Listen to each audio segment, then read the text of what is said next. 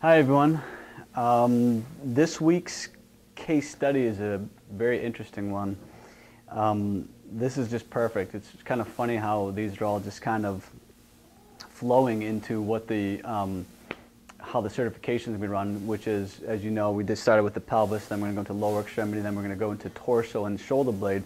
Well, this particular one ties it all together, which is beautiful. So this particular person, as you see from the photos, has a huge lateral shift to the left with rotation of his pelvis and rotation of his torso. So his whole body was literally turned to his left and his pelvis was shifted to the left.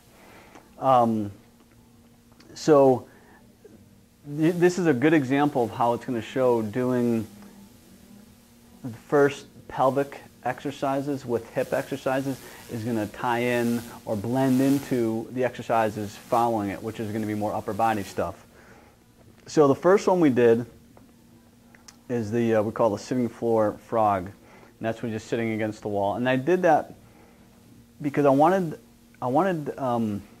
engagement of the paraspinals, pretty strong engagement, but I also wanted a deep groin stretch because of that shift. So we knew because of the shift there's going to be asymmetry of the adductors, right? So anytime there's a deviation, you know there's going to be asymmetry of the musculature. So that's why I started there. Now from there, I went into the split, legs up the wall. But what I did, which was different, I had him do the twist backs with the arms in that position. So now he's still getting that release, but he's getting a huge engagement of the mid, low trap, paraspinals. Very powerful exercise, and I had him do that for 2 sets of 45 seconds. Now from there, I had him line his back, legs straight, put the strap around his knees, and I just had him do abduction. Now I did it prone like that for supine for really two reasons. One is I wanted to get extension through his lumbar spine, but I also wanted to make sure there wasn't going to be any compensatory muscles coming into the equation. So while he was lying in that position, pressing out, he had the lumbar extension, he had an anterior tilt, and then he was stabilizing through his hips by doing the abduction. Now from there, this was actually a really interesting exercise because he had a very challenging time on his left side. He barely could even keep his position, because he kept falling out of the position because he just didn't have the stability. Now in that one, he had the strap around his ankles. He was pressing out while he was keeping himself completely flush against the wall. And you can try this. I mean, this is actually a really challenging exercise.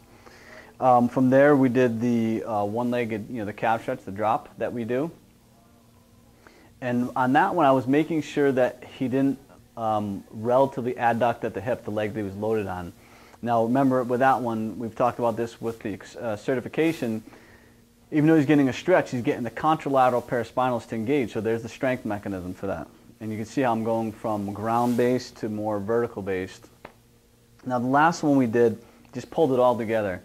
This was a combo of addressing the mid-back, upper back, low back, hip stability, and this was a complete vertical load. So what we did is we had him stand against the wall, had a strap around his knees so he's pushing out. Now that created that stability, that bilateral stability, and then I had him do the 3 positions. Arms are straight up, we did 45, and then we did 90.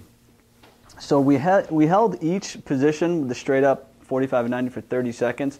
Now the whole time he was doing that, he was keeping pressure out against the strap. And when we got done with that routine, take a look at the after photo and look at the difference. I mean, it was amazing. And he felt such a big difference. I can't even believe how he feels or how he felt. So you'll see with the before and after picture, he just looks taller. He actually looks thinner. I told him, I showed him the pictures. I'm like, look, you actually look thinner. He's like, yeah.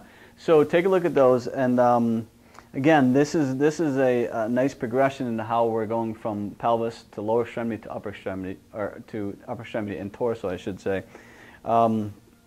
So hopefully you guys are checking out these case studies.